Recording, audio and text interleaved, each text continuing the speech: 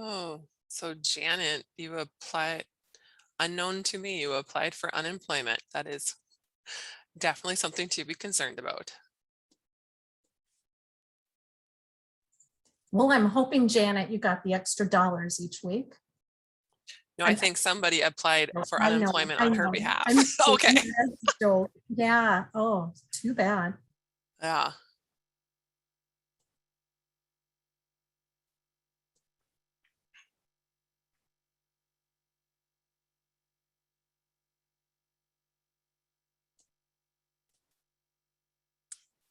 Yeah.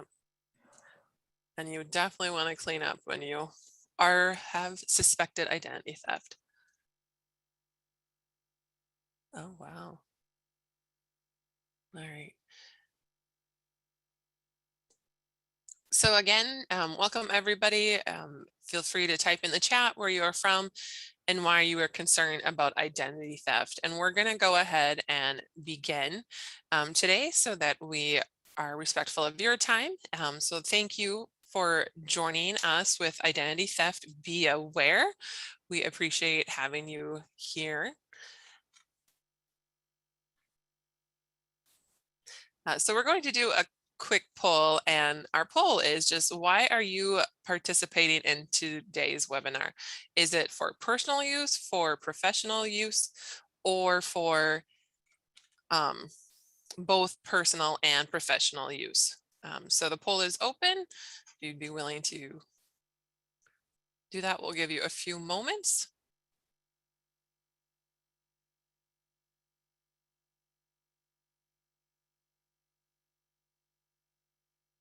All right, we'll give you about 10 more seconds.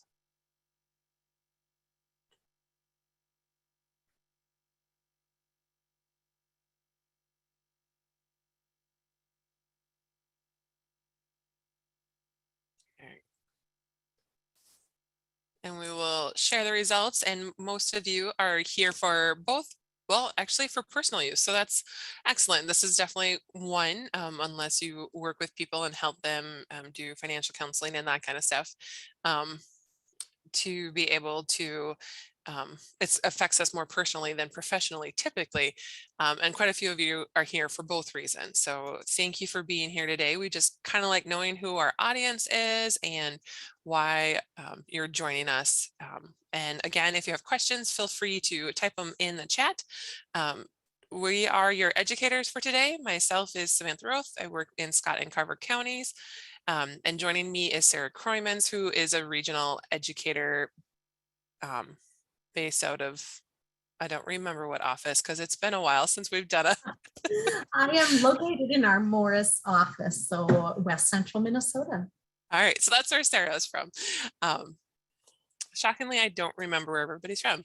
We also have Rick Meyer joining us. He's an executive office and administrative specialist providing some tech issues. So if you have questions, feel free to reach out to him. And he's helping us with the chat box as well as putting links in. So that is our team for today's webinar. So this is focused on identity theft, and our agenda today is to talk about identity theft versus scams. What is the difference? Where does it occur? Special forms of identity theft, as well as how to report identity theft. Identity theft can happen to anyone, and there were a few people who mentioned in the chat that it has happened to them. And so there are things you can do to reduce your risk, and we'll talk about those today. And think about, do you know what to do if someone is using your personal information to open accounts, file taxes, or make purchases? And this webinar is going to address those things. So what exactly is identity theft? Identity theft happens when someone steals your personal information to commit fraud. Once identity thefts have your personal information, they can drain your bank account, run up charges on your credit cards, open new utility accounts, and a whole bunch of other things. They can even get a tax refund in your name. And sometimes in extreme cases, a thief might even give your name during an arrest. And so all of a sudden you could have a record that you did not expect to have. And so these acts can damage your credit scores and report. They cost you time and money to have to restore your good name. Identity theft, when it does happen, these are the different things that people do steal. So name and address, credit card or bank account numbers, social security numbers, and medical insurance account numbers are all things that they're looking for information for. Now, we do have a webinar coming up in a couple of weeks about scams, and scams are a dishonest scheme or a fraud or a way that people trick someone out of something, especially money. It doesn't always mean that they have your ID or your identity already, but they're trying to figure out ways to swindle you to be able to get that information. And there's often many common scams. So that webinar will address all the different types of scams there are, as well as, clues to look out for as well. So the IRS is one of the places, one of the government agencies that really do work hard. Throughout the presentation, we're just sharing a few of their kind of social media graphics and other things they have on their website. And it's important to know that the IRS and other agencies do work hard to protect you against scams, but they can't do it alone. So we need to do our part by taking certain precautions to be able to make sure our identity theft isn't stolen. So we're going to do a quick poll, and this poll is, which of these clues are that someone has stolen your information? And so your choices are withdrawals from your bank account you can't explain, merchants. Oh, here we go. So merchants refuse your payment, medical providers bill you for services you didn't use, and the IRS notifies you have income from an employer you do not work for. So this, you can pick multiple ones, so feel free to mark which ones you think are some way to know that somebody has stolen your information.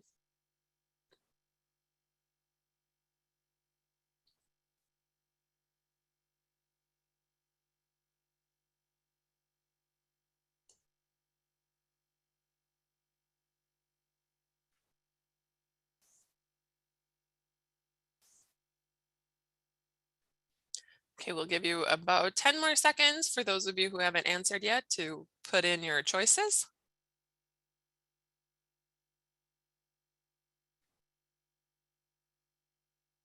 All right, and we are going to close the poll and share results. So 97% of you said the withdrawals from your bank account. 84% said merchants refuse your payment. 94% said medical providers bill for services you didn't use, and 84% IRS notifies you have income from an employer you do not work for. So actually all of these are ways that are all clues that someone has stolen your information. Other clues include that you don't get your bills or other mail that you typically have gotten in the past. Debt collectors call you about debts that aren't yours. You find unfamiliar accounts or charges on your credit report. Your health plan rejects your legitimate medical claim because the records show you've reached your benefits limit. A health plan won't cover you because your medical records show a condition you don't have. The IRS notifies you that more than one tax return was filed in your name, or you get a notice that your information was compromised by a data breach at a company where you do business or have an account. So these are multiple things that might have happened to you. And so, think about your past. Has this ever, have you ever had this issue? I had a merchant refuse my payment because my card was flagged for odd activity, and I had a chuckle because I was 30 miles from where I lived, but it was in a resort town in North Dakota, Medora, that kind of closes down for winter, and we were there for a work engagement, and they thought it was odd that I had all these charges in Medora because I was, buying lunch and doing those sorts of things. So that one made me kind of chuckle. I have had a merchant refuse my payment, and then I found out why. And that can be frustrating, but it was also kind of nice that, it happens in case, because it is odd to be buying things in Medora in the middle of winter. So when you are having issues of identity theft, it is important to think about like what information was lost or exposed. The most common ones are your social security number, your online login or password. So if you use a public computer or if you don't have security set up on your phones, those are all the things that might have been able to be screened and taken from. Your debit or credit card number, bank account information, driver's license information, or your children's personal information. One of the things to think about, if you are on social media, and there have been those, like, please fill in the answers and like, what was your childhood pet's name, or what was your favorite color, or, all those sorts of things. Those are actually kind of phishing attempts to gain information through social media. Those are usually, it sounds fun, like, oh, we get to know our friends, but really it's looking for information like, what was your first car? Because a lot of those questions are ones that people use for passwords for accounts, or for, to make sure that this is the actual person when you go in. It's like, what was your mother's maiden name, or what was the high school you attended? So be really aware of where you're sharing information. Another one, debit or credit card numbers. With restaurants, typically the waitresses or waiters will take your card and go scan them, and then it's out of your site. So typically if you can pay at the front, or make sure you're watching and that it doesn't take too long, that where your card is, those kind of things are just simple things you can do during the day to think about it. Often, a lot of times this stuff is also due to because of a data breach. So, have you ever gotten a notice that personal information was exposed in a data breach? There have actually been 2 specific data breaches that you may be dealing with, and you may have gotten emails on. So one is with Equifax, and in July of 2019, Equifax did settle a lawsuit stemming from the 27 data breach, which exposed personal information of 147 million people. So likelihood there's somebody on this webinar who has been affected by the Equifax data breach. And under that settlement, Equifax has agreed to spend up to $425 million to help people affected by the data breach. So if you were affected, you are eligible to apply for those benefits, and that could include like a special monitoring company to be able to monitor your credit to make sure there are no more issues with that. The other one was Marriott Starwood Hotels and Resorts. So in November of 2018, the Marriott International Hotel chain announced a data breach that had exposed personal information of anyone who had made a reservation at one of its Starwood hotels or timeshare properties on or before September 10th, 2018. So if you think that might have been you, you can learn more about the data breach and free monitoring services for affected customers by calling 877-273-9481. And we will send that information out in our follow-up email as well. So if you were one of those people affected, you are able to check that out, or have been curious about that. So again, add a little bit of humor on a Tuesday morning. So more than annoying, imposter emails, calls, and texts are the #1 way thieves steal personal data. Don't fall for it. So make sure that who is emailing you, who is calling and texting you. Delete them or don't answer, or sign up for the do not call list. Double check your emails. They might be very similar to something that you do receive from somebody on a regular basis. And we have a few examples coming up an example coming up as well. Yes, Sarah. Sam, if I can interrupt, Susan shared that one of her major concerns about identity theft is her husband is very gullible. And, so I think we really need to be learning to question things and to help those around us process that, whether it's our partner, our spouse, our children, because young people are exposed so much. So and not that we don't want to be very trustworthy of others, but we do need to question those things and help those around us that are a little more trusting of others. Right. That is an excellent point, to be able to, share with others, like how to prevent identity theft, ways to not share. Like I kind of always have to chuckle at all of my friends and family who are filling out those, social media questionnaires. And I keep commenting like, don't do this. It's a, you know, it's a way to get personal information. And, or I'll message them like, just so you know, this is a scam, or a way for people to, um, take your identity. So please don't fill out or delete this post as soon as possible. So in the chat, if you would be willing to put, where does identity theft occur? And we've had a few people, you know, who've talked about someone using a picture on an inappropriately with activities, um, about a number of credit card issues. So where are other places that you think identity theft occurs? Or for those of you who have had issues with identity theft, if you found out where it did occur? Yes, something like also Facebook. Mhm. Someone logging and posted something that you not posted officially, you know. And Right. a lot of reach out a lot of people. And that when you look at I can say when I look at my account, then I'm shocked. So how did this happen, you know?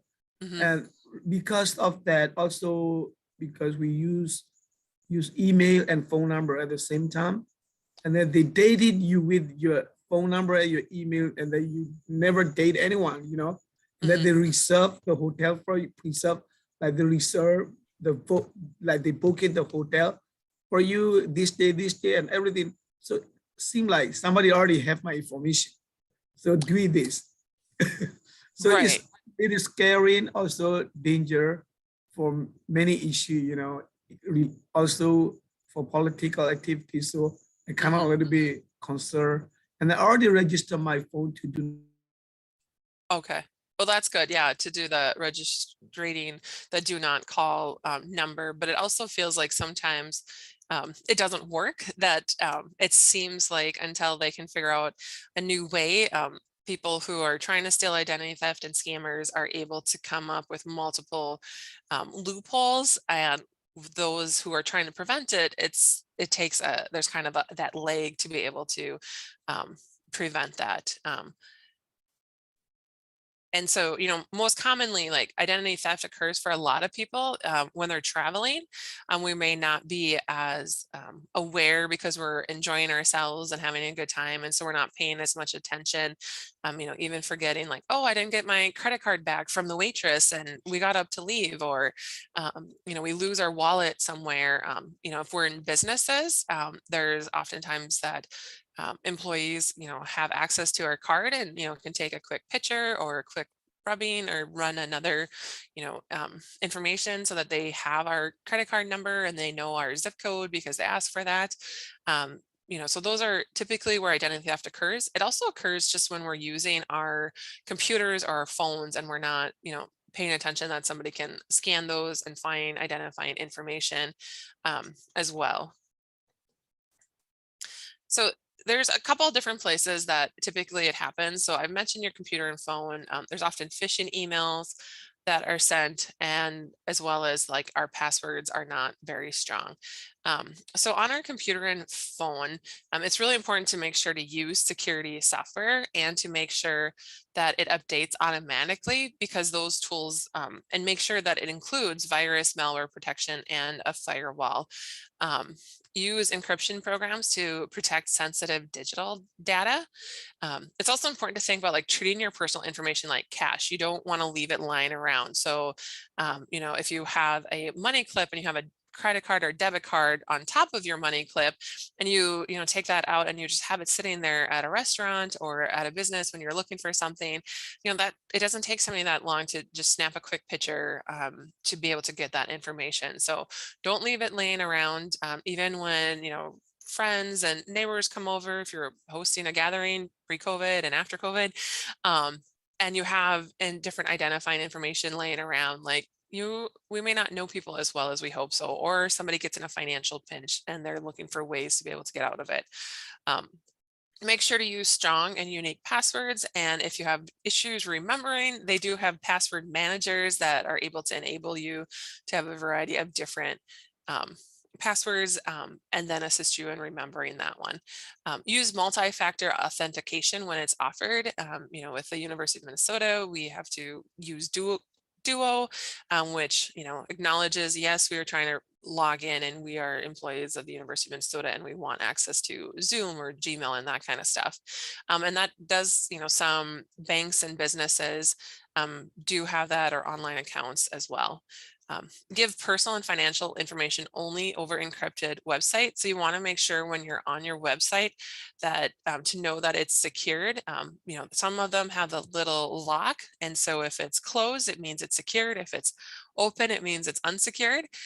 Or you can also look at the HTTPS addresses. And it's also important to back up your files to know what information you have as well. So this next slide is just a quick video that's going to talk a little bit more about our websites protecting your privacy. I think too often we don't think about, checking our menu or our Google bar. I actually don't know the official name of it, on top when we're on our phones or when we're out at airport, and that is one of the ways. So if this is loud, please adjust your own volume, and it is just a few minutes long. Websites are grabbing your personal information all the time, whether you like it or not. Ever wonder how they're handling it? Let's check out some quick privacy checks. So the first thing we want to check for is encryption. Go up to the URL address on your site. Two things you can look for. One is the lock. The other is the S right here in HTTPS. These tell you that the site is secure. Just so you know, some sites you can remove this S and still log in. In that case, it may not be secure. If a site's secure, then your personal information is hidden. The second thing we can look for is the privacy policy. You'd be surprised how many sites don't have a privacy policy, or it's really hard to find. With a privacy policy, it lets you know how the site collects and shares your data. It's really important that wherever on a site you provide personal information, including when you log in, that the privacy policy is somewhere on that page. The third thing then we can check for is when you actually do log into a page, is the site geared toward kids? If it is, kids can't create content on their own. Instead, they need parental permission. So take a look at the site. Is it asking for kids' ages? If it is, they probably have privacy in mind. So it's a very quick video, but I think it's helpful to see, to think about how many of us have ever looked at a privacy notice on a website. Sarah mentioned earlier that, we have a spouse that's gullible or worried about a kid's, to think about those different websites that they may be using and looking to see if security is something that they have in mind or not. So that's kind of, your computer and phone, one of the main spots that people are getting your information from. So make sure you're looking at those. The next one is phishing emails. So people who are stealing identity use phishing emails to trick users into giving up their passwords and other information. So it's really important to not take the bait. Don't respond to emails that ask for personal or financial information and share this information with family and friends. If you do get an email that is from your credit card company or a business, and they're asking, saying that your password has been compromised or that, your order wasn't able to be run through, go directly to that website and log in like you normally do instead of responding to that email is just one way you can make sure that doesn't keep happening. So think about when you receive emails and texts, have you noticed some suspicious activity or login attempts is something that they will say that, we've noticed suspicious activity. PayPal, if you use that, I think every week I get an email saying your account's been locked due to suspicious activity. And I can tell that it is a phishing email because the word PayPal is a weird font that it typically is not. And so I know the first time I got it, I went directly to my PayPal account and logged in and everything was fine. And then I went back and looked at that email and I was able to, notice a few different things. Sometimes it says, there's a fake invoice included, or if there's a link to make a payment, that is something that you don't want to click on that link because more than likely it is a phishing email and they are trying to get your information. They might say you're eligible to register for, a government benefit, or they could offer a coupon for free stuff. And so I'm guessing a lot of us have had a phishing email, whether we've noticed it or not. And so here is just an example from Netflix that had been circulating. So in the chat, please look and see, what are some signs that this could be a phishing email, or also known as a scam? Like, what are things that you are seeing that maybe make you think, well, this isn't an email that I should really click on or pay attention to? Anybody have ideas?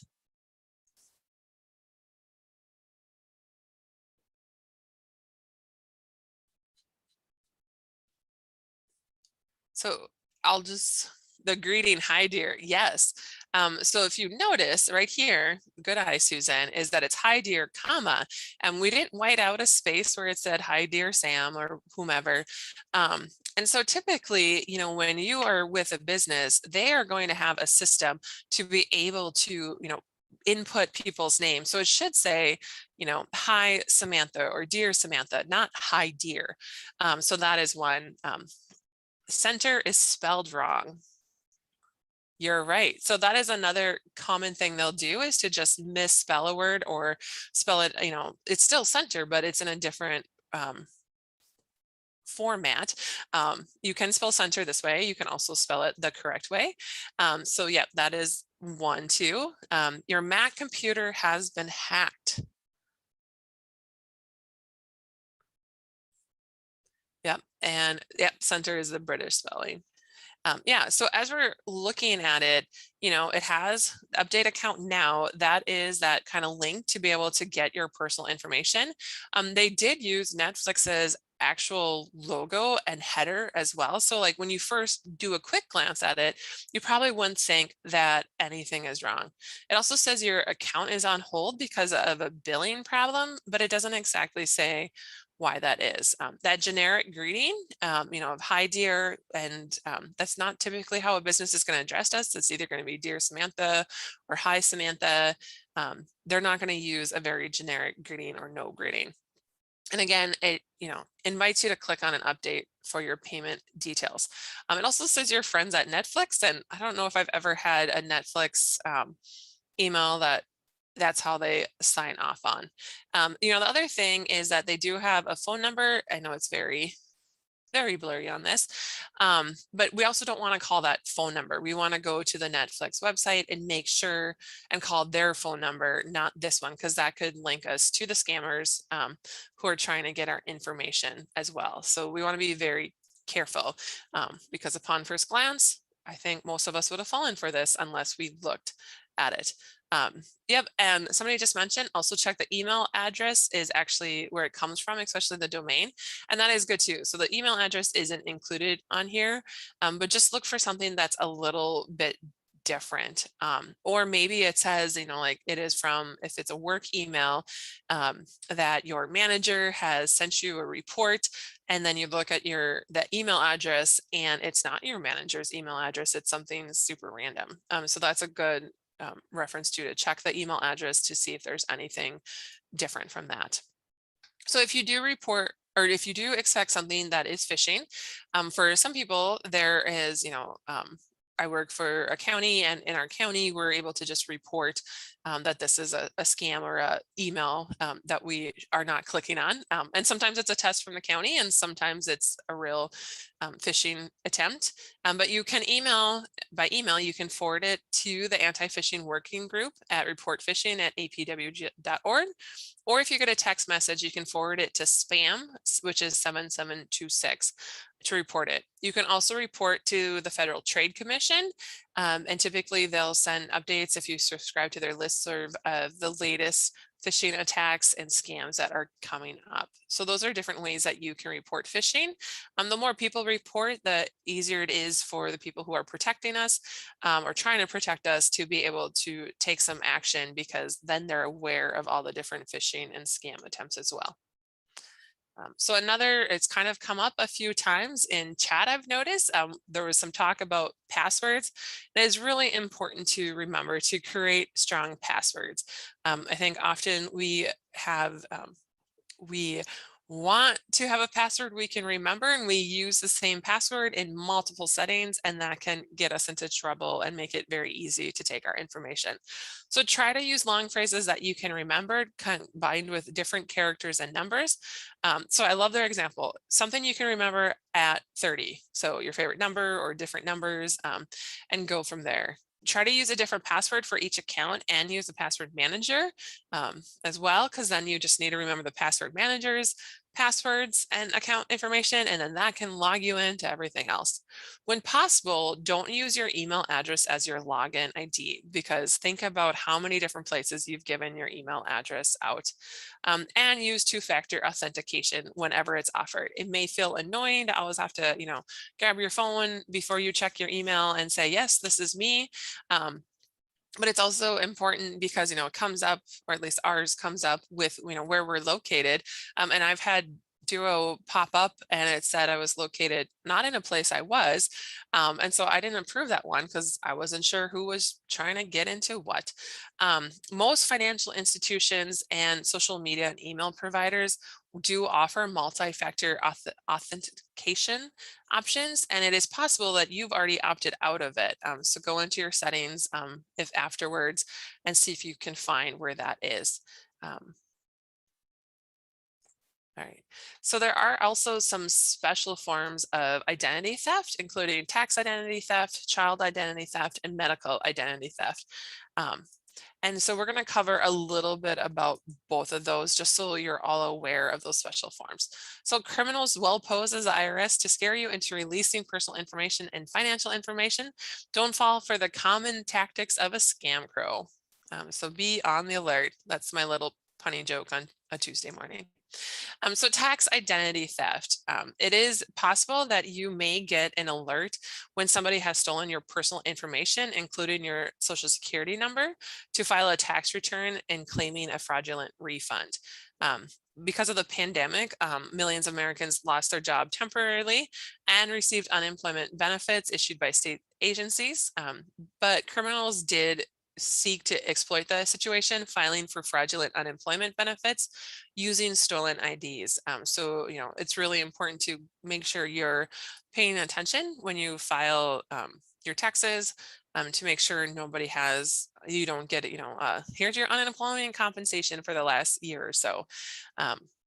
If you suspect you are a victim of identity theft, continue to pay your taxes and file your tax return, even if you must file a paper return. You may also not know you're even a victim of identity theft until you are notified by the IRS of a possible issue with your return. So these are, alerts or things to look at that might be or signs that you might have had tax-related identity theft. So you get a letter from the IRS inquiring about a suspicious tax return that you did not file. You can't e-file your tax return because of a duplicate social security number, a tax transcript in the mail you did not request, an IRS notice about an online account that has been created, or that your existing online account has been accessed or disabled and you haven't done that. You get an IRS notice, you owe additional tax or refund offset. And IRS records indicate you received wages or other income from an employer you didn't work for, or you have been assigned an employer identification number, but you did not request an EIN. So those are all different things to be alerted by to know if you were a victim of tax identity theft. Sam, in the chat, Trudy had shared that she has been a victim of tax identity theft, and thinking that it might be someone at her place of employment in the HR department, perhaps, but pretty scary. Trudy, if you could share in the chat, if you're willing to, your ahas or your learnings as you had to recover from that would be super helpful for you to share in the chat. Thank you. Yeah, thanks for sharing that, Trudy.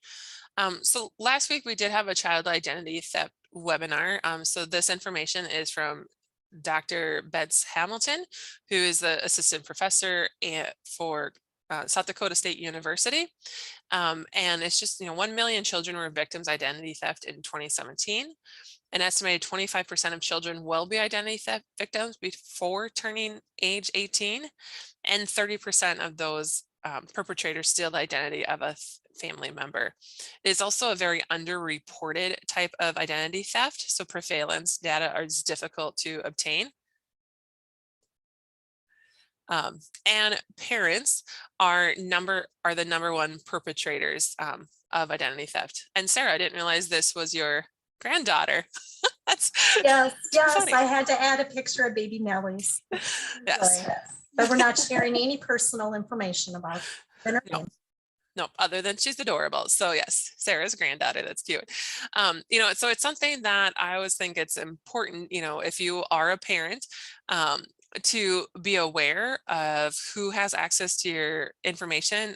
When I work with students, I always tell them when you are 18, before you go to college or start your first job or get your first apartment, check your credit report to make sure nobody has borrowed your information and created a credit history that is not yours. It's easier to clean up before you've started having your own credit. If you have, if there is suspicious activity, you as a parent are able to get your child to report and to be able to look at that. It does take a little bit more, but it is something that can be done. So I think child identity theft, if you have children in your lives, just to be aware of that, where we never know where somebody is coming from. And Dr. Betts Hamilton, shared that it was her mother who actually stole her identity, as well as her father's and her grandfather's. So sometimes, there's just a financial issue that it feels like that's their only way out. So that is also another special case. The last one is medical identity theft. So it's important to, know what's in your medical files to make sure somebody isn't using your medical insurance as their own. So if you do, think that maybe something has happened, it's important to contact each doctor, clinic, hospital, pharmacy, laboratory, and health plan where the thief may have used your information. There's not one, repository where you can just call and get all your medical information, and ask for copies of your medical records from them. Complete the provider's records request forms and pay any fees required to get copies of your records. So this may not always be free. And check your state's health privacy laws. Some state laws do make it easier to get copies of your medical records. Make sure to review your medical records and report any errors to your healthcare provider as well, if you suspect that. So now we're going to move to what to do right away, reporting identity theft, and I'm going to turn it over to Sarah. Perfect. Thank you, Sam. So as Sam indicated, now we're going to move on to what do you do if you've discovered you are a victim of identity theft. And so we're going to look at 3 steps. And the first step is to call the companies where the fraud occurred, right? And use the number on the back of your credit card or on your credit statement, and making sure you are approaching the appropriate people. Call the fraud department, tell them what you suspect, ask them to freeze your accounts. And that means that no one can add new charges unless you agree. So very helpful to do. And also it's suggested to change logins, passwords, and PINs for your accounts. And I was having a conversation with Solomon in the chat as well, that one of his online accounts had been hacked, or someone had gotten a hold of that, and he ended up closing that account too. So if you're not finding satisfaction, you may need to do that. But calling the company first is the very first step that we need to take a look at and do. When we look at step 2, we want to place that fraud alert and review our credit reports. And so you can place a free 1-year fraud alert by contacting one of the 3 main credit bureaus, so either Experian, TransUnion, or Equifax, and they will contact the other 2. And so when you have a fraud alert on your account, it'll be harder for someone to open new accounts in your name. And when you have an alert on your report, a business who is attempting to open a new account for you or an identity theft needs to verify your information. So they will contact you and say, someone is trying to open a new account in your name. Is that really you? That type of thing. So it really puts up a roadblock for someone opening new accounts in your name, including yourself. So expect that they will be verifying that information. You are able to renew that fraud alert after 1 year, and you should get a letter from each of the credit bureaus confirming that they placed a fraud alert on your file. So you're going to want to do that. So reviewing your credit reports is just extremely an important step, right? We should be doing that to make sure that everything in our report is accurate, that there's no mistakes. And our focus today is to make sure that there's no identity theft happening. And again, you'll want to get a copy of your credit report from each of the 3 main credit bureaus, Equifax, Experian, and TransUnion. Not all creditors report to all 3 credit bureaus. So the information is going to be a little bit different based on who they report to. So it is important to check all of those.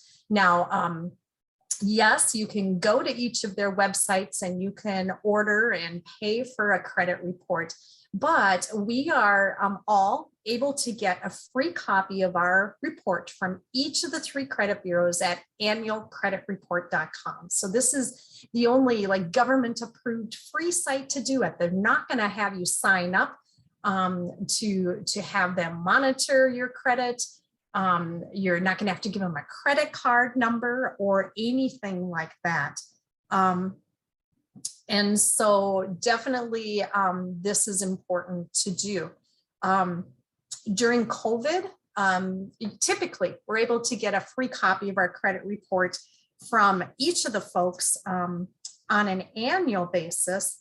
And then I think, Sam, is it Equifax or TransUnion that allows people to get a weekly report? Well, right now you can check all your reports for free through April of 2022. Thank you, Sam. She's the detail person here. I'm not quite sure why someone would do it weekly, but if you have discovered that you are a victim of identity theft, you probably want to do it more frequently than annually. So you can see the URL and the phone number there. So now we're going to take a bit of a look at what is in a credit report. And there are 4 main categories of information. And so we're going to walk through a little bit what you should be looking for. And so the print on this slide is pretty small, but this is the personally identifiable information. So the PII information, it's going to include the basics, right? Your name, your address, your social security number, your date of birth, employment information that is used to identify you. This information is not included in when they figure out what your credit score is, but this information helps identify you, and updates to this information come from information you supply to lenders when you apply for new credit. So what should we be looking for here, right? Are things accurate? Similar to when we were looking at that Netflix email that Sam had shared earlier, we want to use our little magnifying glass here to make sure that everything is accurate. Is your name spelled correctly? I mean, a very simple thing, but pause and make sure that happens, or that it is accurate. Is your address correct? Is your social security number correct, or are some numbers transposed, right? So we want to look at this very closely. If any of this information is inaccurate, be sure to dispute it with the credit bureaus to have this information fixed on your report. There might also be a section for personal statements in which you would find items like a security freeze, a fraud alert, or power of attorney comments. And so make sure that if there are any personal statements, that those are correct. All right, we're going to go to the next slide. And yep, and there's the personal statement section. So we want to make sure that that is accurate. And then they're going to list some potentially negative items on your credit report. And they're going to pull out the things that creditors would really want to know about as they're trying to decide whether to lend you money or not. And so again, just review this very carefully as you are looking at it. Are these things accurate? do these debts belong to you? Perhaps maybe they aren't, right? So they could be identity theft. When things get mixed up with someone else, for example, I have a coworker and her name is very common, like Mary Smith. And she went to college with a Mary Smith. And surprisingly enough, their social security numbers were just one number off. And the other Mary Smith has some challenges in managing her finances. And so unfortunately, my coworker, Mary Smith, oftentimes ends up with the other Mary Smith's bad accounts and things on her report. So it wasn't really identity theft, but it was a mistake that happened. And so we want to double check that. All right, the next section here is looking at accounts in good standing. And so lenders will report on accounts that you have with them.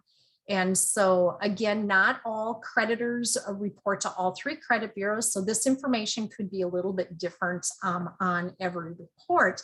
And also we need to identify that sometimes reports or accounts may not show up on your credit report when we wish they were, because we've been paying on time and just having really good behavior that should help bring our score up and create a positive report. But sometimes those aren't reported. For example, if I have an account with the tiny bank in my little rural community, they might not report. So even if things are missing, that may be because they're not reporting. But again, you want to make sure that all of these accounts in good standing are listed there.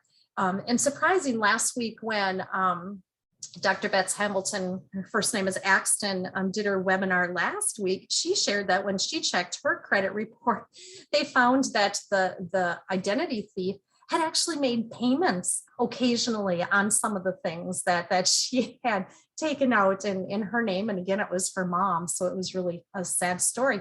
But so don't always look at the potentially negative section. Definitely look there, but look at the accounts in good standing as well, because there might be some hidden gems or some hidden bad things here as well. So verifying that all of those accounts belong to you.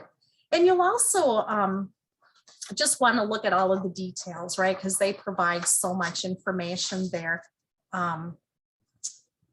Definitely. All right. So then we have credit inquiries. And when you apply for a loan, you are authorizing the lender to ask for a copy of your credit report. And that's how inquiries appear on your credit report. And so similar to the other categories on the credit report, you want to make sure that there's no funny business happening here. So check to see who's been inquiring about your credit and if it was shared only with you or with others as well.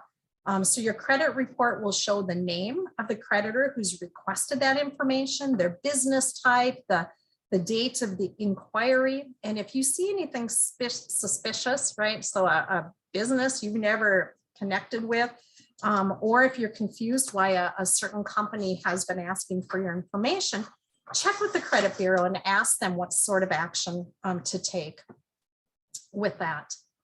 Now the last section, and there are some important messages. You're going to want to read that. And then of course they have a know your rights section. There typically also is a public records and collections section from state, county courts, including bankruptcies. And you'll want to take a look at those pieces very closely as well to make sure that there aren't any surprising things there. Okay, so we are on to step 3. And that is reporting identity theft to the FTC, or the Federal Trade Commission. And so pretty simple URL there, identitytheft.gov. They have got tons of super great information there. So they want you to share what happened. They can help you develop a recovery plan, or they've got some templates and resources, and then put your plan into action. So a beautiful website to go to. This is a must-go must go to this site. Also at this time, it is probably really smart to report to the local police department what happened. And I think it's really important locally for the police to monitor what type of identity theft is happening and what kinds of scams and things are occurring in the area, because they can help do some public education. And I think sometimes, probably more with the scams than the identity theft, we have some vulnerable populations who are oftentimes targeted. It might be the elderly, it might be those who are secluded. I think during COVID, all of us, many of us can consider ourselves pretty secluded because we've spent a lot of time at home and people want that human contact. But I think it's important for the police department to know. So again, so they can be aware and do some public education as well. All right. So what next? Then you need to step in and you need to repair the damage. So if there were new accounts opened in your name, of course, get those closed. Request that any bogus charges are removed from your accounts. Correct your credit report, right? So if there's those mistakes in there, send a letter indicating in writing which items are not yours and what action you want. So having those removed from your credit report. And then also consider taking an extended fraud alert or credit freeze. And then of course, reviewing your credit reports very frequently is extremely important. All right, next slide, Sam. All right. So some other possible steps. So if you have had, if someone has been using your social security number, you want to contact the Social Security Administration and follow up with them on that. If debt collectors are trying to collect debts you do not owe, communicate with them and write them a letter, tell them that someone stole your identity, send copies of the identity theft report that you would get from your police department. And so follow up with those folks as well. If you had any government IDs stolen, of course, replace those. We all need to have a driver's license or an identification card, all of those things. And we always suggest to folks, do not carry your social security card in your in purse, unless of course you're going to your first day of your job and they need to scan that in for employment purposes. And then just take the necessary steps to clear your name from criminal charges. And it can be a very long process to take care of these things. And unfortunately, all of us probably have better things to do, but you need to be diligent in handling that. The Federal Trade Commission also has a nice listing of things to do for other accounts.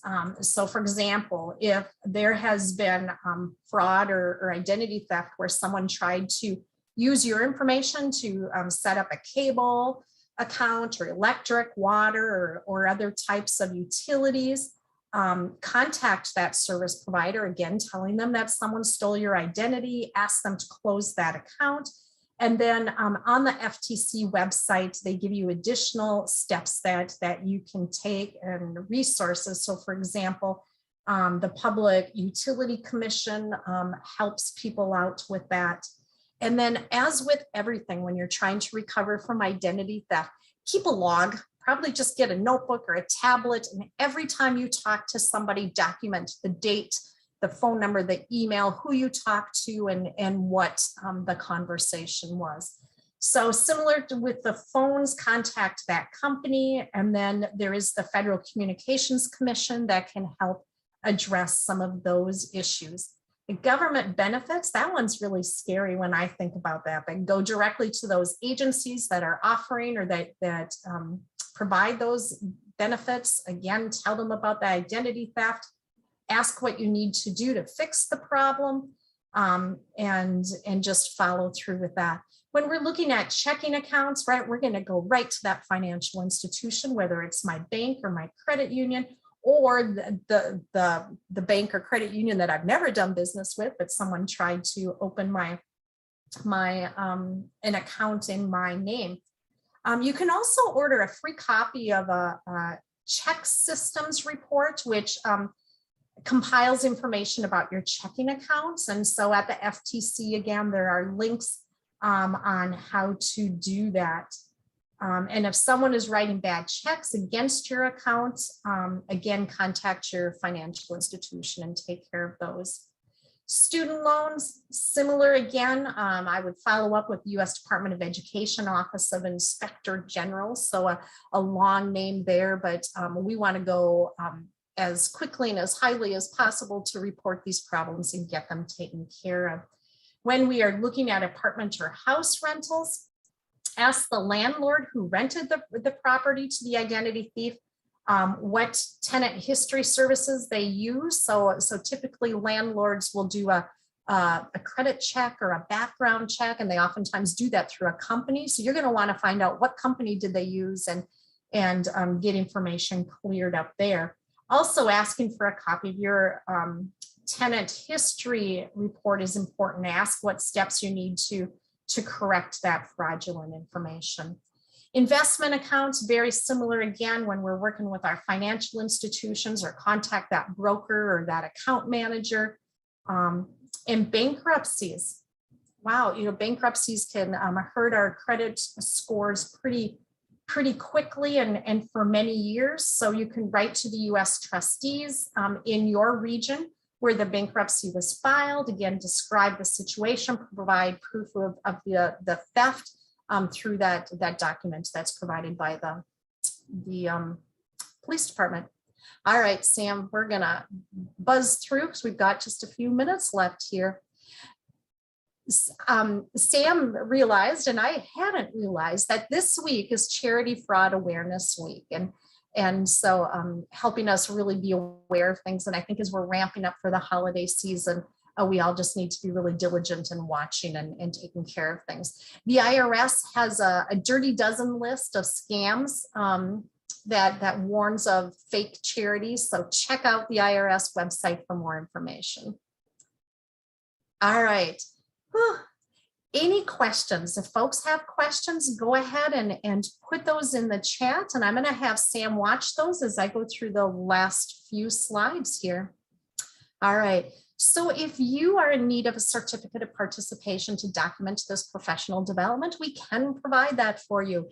And so one thing that we ask is that you complete an evaluation. And so on the next slide, we have an evaluation link, and I think Rick is going to put that in the chat for us too. So even if you don't want a certificate of participation, we ask that you complete this brief evaluation because it's extremely helpful to us as we evaluate our work and as we look forward for future programming.